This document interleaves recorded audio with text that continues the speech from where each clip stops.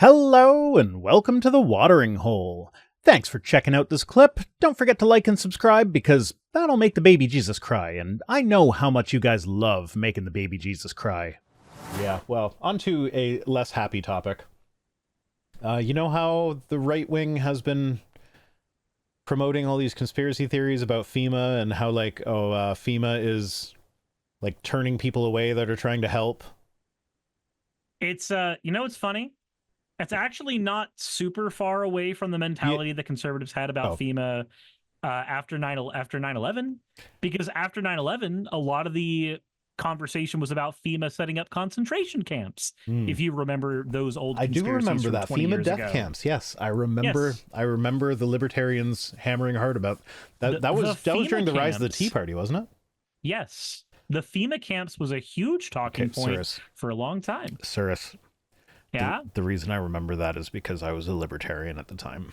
The reason I remember that is I was an Alex Jones fan at the time. Yeah, so I might have thought that Obama was going to do death panels at a point in my past. I did think he was going to do death panels. I'm too embarrassed to just come out and say it. I'm just going to hint at it and let you draw your own conclusions. I'm not too embarrassed to say it because I've pointed it out on my channel multiple times. I know where I came from. I know how stupid I was. Yeah, so back to FEMA. So they've been spreading rumors about FEMA, and like there is likely some truth to it. So like you send a bunch of untrained civilians into a disaster area that are like, hey, we're here to help. They probably will be turned away by the people who are actually trained to help, because that's just putting a bunch more civilians into a dangerous scenario, which will put more strain on things, like because they are now in trouble and they'll need help themselves.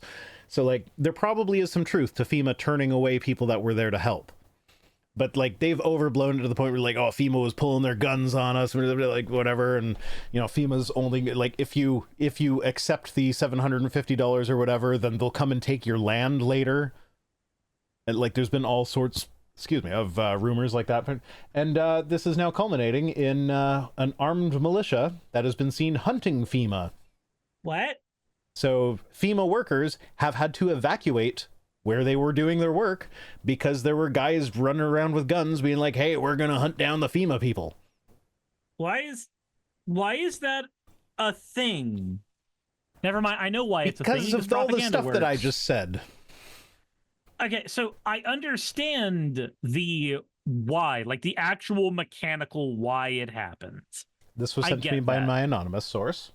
And what I'm trying to figure out is, why is human psyche so fucking dumb? Good question.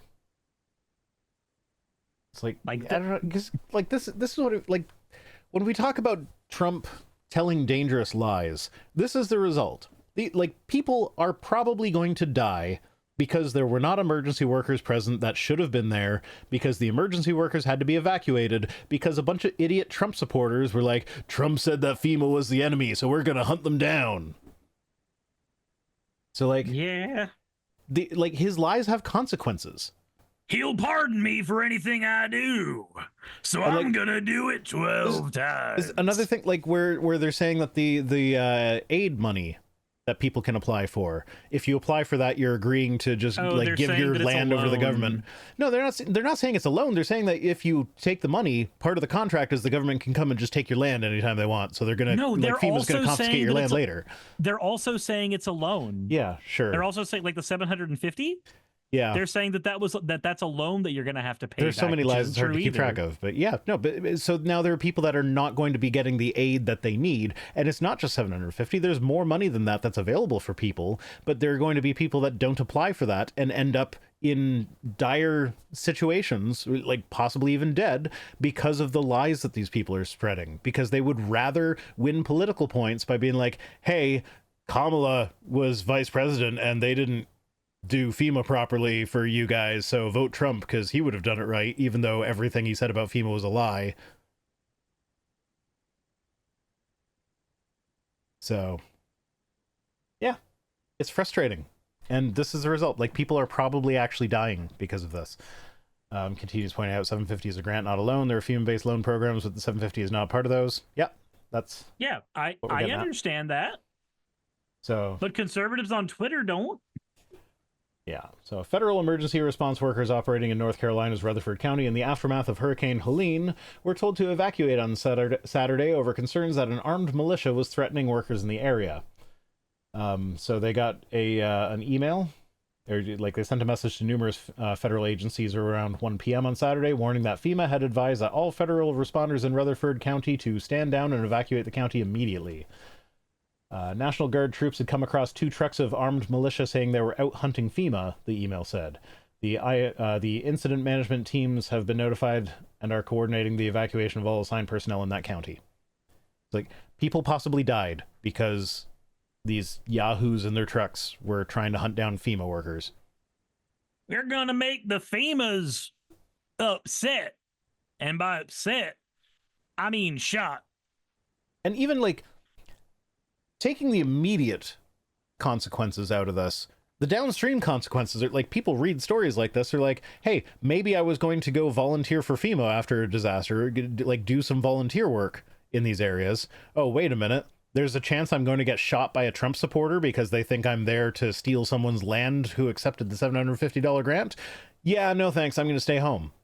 So, like, downstream, there are going to be fewer people willing to go do this work because it is now, like, it's always been kind of a thankless job, but now it's not just a thankless job, it's a demonized job.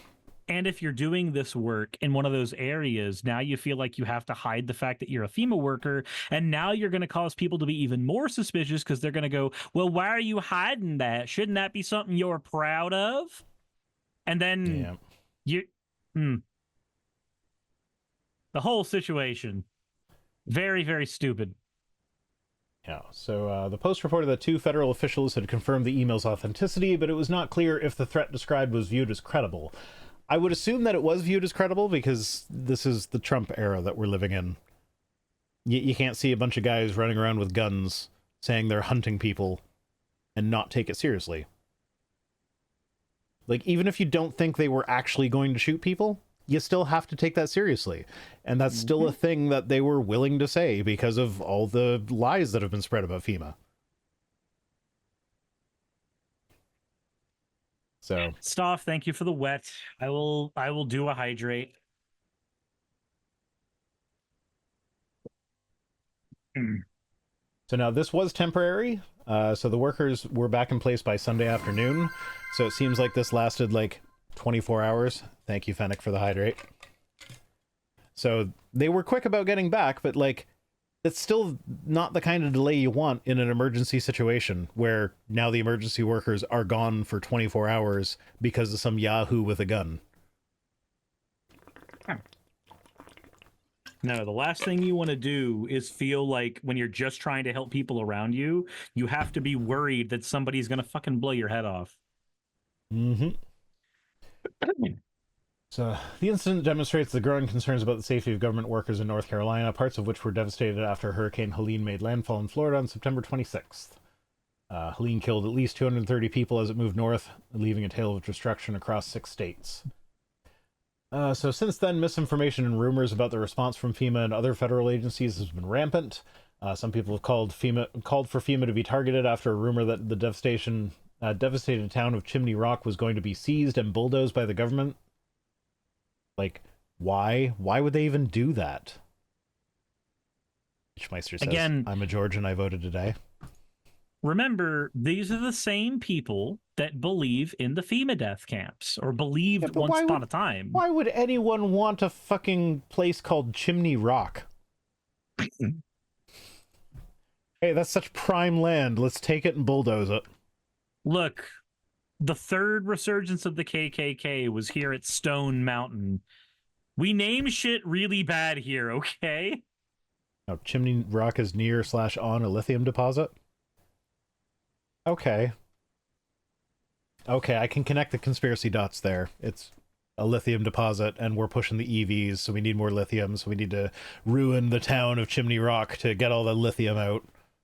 FEMA has also been accused by former President Donald Trump and other Republicans of not being able to respond well enough to Helene because it's diverted disaster relief funds to help migrants, which is not true because that's separate funding. Even if it was true, why is it bad to help migrants? Fuck. So I've never been quite clear on this. My understanding is that the idea is they spent all their budget helping migrants before hurricane season. And so now that there is hurricane season, all the money's gone, so they can't respond properly, even though that's a separate pot of money, so it didn't actually affect it. But the way I read this before I heard that it was like beforehand, it was like FEMA's going into these areas and they're refusing to help the locals, but they are helping the migrants, which is weird. Like, I feel like they just help the humans that live there. Like when FEMA shows up with a bottle of water for you, they're not checking your papers. They just give you the bottle of water. Because you need the bottle of water. Yeah, Your migrant status when they set up a matter. temporary shelter for you to live in while your house gets rebuilt, they're not checking your papers. You're just a person that needs a shelter. Yeah. Like, I don't know. That one doesn't pass the smell test for me. I need to see if I can legally help you if I'm legally supposed to discriminate against you. Yeah, that doesn't pass the smell test for me. But hey, if people were good at determining truth based on what passed the smell test, then Trump wouldn't have been president even once. Okay, and then the FEMA administrator Deanne Criswell said last week that false claims were hurting morale among workers, and she urged people in hard-hit areas to accept the government's offer for acceptance, saying, frankly, that type of rhetoric is demoralizing to our staff that have left their families to come here to help the people of North Carolina, and we will be here as long as they're needed. So, like, yeah, that's what I was getting to, the long-term implications of this. Working for FEMA is not a walk in the park. You're literally leaving your family to go to an emergency situation that is dangerous for you to go to in order to help people for weeks to months at a time. And you get there and you have people literally hunting you down with guns because of lies that Republican politicians are telling. And it's like, I'm not sure that I want to leave my family for that. Yeah. So it's more than just... It's not just lies so that they can win an election or whatever. This is actually hurting real people.